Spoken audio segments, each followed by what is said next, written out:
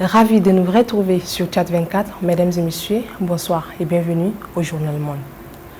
Plus de 400 participants se sont réunis dans le delta du Yangtze dimanche pour la conférence mondiale sur l'environnement et le développement durable 2025 qui a mis en lumière l'innovation verte, les pratiques durables et les priorités écologiques. Josiane Sekal. La conférence a inclus des rapports spéciaux, des forums parallèles et des tables rondes rassemblant des dirigeants industriels et des représentants des jeunes venus de 36 pays et régions. Je suis particulièrement impressionnée par les efforts de restauration menés actuellement par la Chine le long du fleuve et des côtes. Le gouvernement central et le gouvernement provinciaux s'impliquent activement dans la réalisation de la neutralité carbone à l'horizon 2060. Améliorer l'environnement, c'est améliorer la vie quotidienne des populations et leurs moyens de subsistance. Il existe un lien très fort entre la qualité de votre environnement et la qualité de vie des gens, a exprimé Pierre Fallet, titulaire de la chaire UNESCO en gouvernance des océans.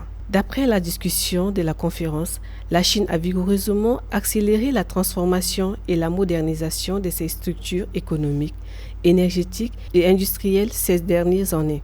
Le pays dispose désormais du plus grand système mondial de production d'électricité propre, du plus vaste réseau de production d'acier vert et du plus important marché d'échange de droits d'émission de carbone au monde.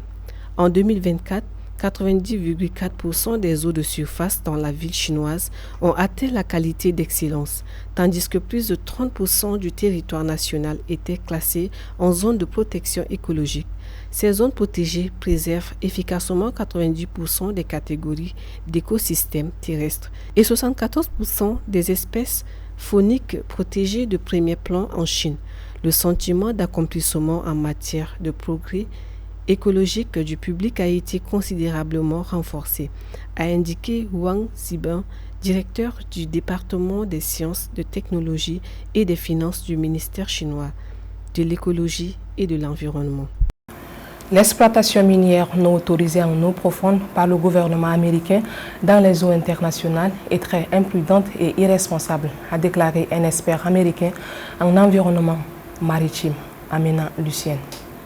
En avril, l'administration du président américain Donald Trump a signé un décret visant à accélérer l'exploration et l'exploitation des ressources minérales en eau profonde sur le plateau continental étendu des États-Unis et même dans les zones situées au-delà de la juridiction américaine. John Osvar, expert de Greenpeace USA, une organisation environnementale à but non lucratif, a déclaré jeudi que la décision prise par les États-Unis pourrait causer davantage de dommages à l'environnement marin qui est déjà confronté à une multitude de menaces graves. C'est très imprudent et irresponsable. En plus de tous les autres impacts que nous avons sur notre environnement et notre planète, on pourrait choisir de ne pas l'ajouter, a indiqué l'experte. Osva a averti que les impacts pourraient aller au-delà des océans et affecter la sécurité alimentaire mondiale et le changement climatique. La haute mer constitue l'écosystème le plus primitif de la planète, pas seulement l'océan, mais n'importe quelle partie de la Terre, et aussi le moins bien compris. Nous disposons du moins de données, du moins de connaissances sur ce qui existe, sur la façon dont ces espèces et même les écosystèmes sont connectés. Mais nous savons que l'océan est un ensemble. Ainsi, lorsqu'on pense à l'impact sur la haute mer et les écosystèmes qui y vivent, il est certain que cela aura également des répercussions sur d'autres espèces. Certaines baleines, par exemple, plongent très profondément, comme les thons. Il s'agit donc d'une préoccupation pour la sécurité alimentaire et le changement climatique, car la haute mer est un puits de carbone. L'exploitation minière en eau profonde aggraverait ce problème, a-t-il expliqué. OSVA a souligné le risque que d'autres pays rejoignent les États-Unis dans une exploitation minière imprudente en eau profonde, ce qui infligerait des dommages à long terme à l'environnement marin. Les frappes aériennes à grande échelle menées par Israël jeudi soir dans la banlieue de Beyrouth ont semé la dévastation, détruisant plusieurs immeubles résidentiels et laissant bon nombre de civils sans abri. Selon les forces de défense d'Israël, au moins 15 frappes de drones et 6 attaques de chasseurs ont été menées cette nuit-là dans la banlieue sud de la capitale libanaise, Cécile Marouka. Sur les sites d'une frappe dans le sud de Beyrouth, des habitants ont raconté la nuit terrifiante qu'ils ont vécue à peine 30 minutes après l'avertissement d'évacuation émis par l'Israël. Plusieurs missiles ont frappé la zone. 3 immeubles d'habitation se sont effondrés instantanément, tandis que les bâtiments alentours ont été gravement endommagés. C'est une attaque terroriste qui vise les civils désarmés. Les gens ici n'ont rien, pas d'armes, absolument rien. Ils prétendent qu'il y a des armes et des avions ici.